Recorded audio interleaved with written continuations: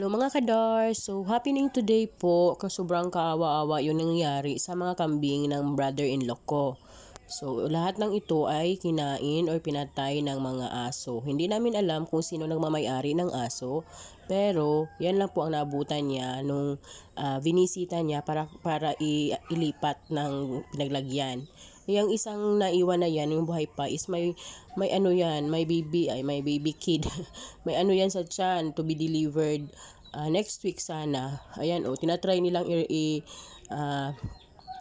gamutin yung sugat kasi sobrang laki ng sugat niyan. So kaawa-awa talaga. Hindi namin alam kung sino ang anuhin or sino ang sisingilin baga sa nangyari kasi hindi naman namin nakita. Actually, ang sabi ng kapitbahay namin is narinig niya na maraming aso sa area na yon. Tapos hindi niya naman alam na may nakalagay pala na mga kambing. Kaya yan, sobrang kaawa-awa talaga. So, we don't know ano talagang ginagawa ng mga aso doon. Oy, yan lang.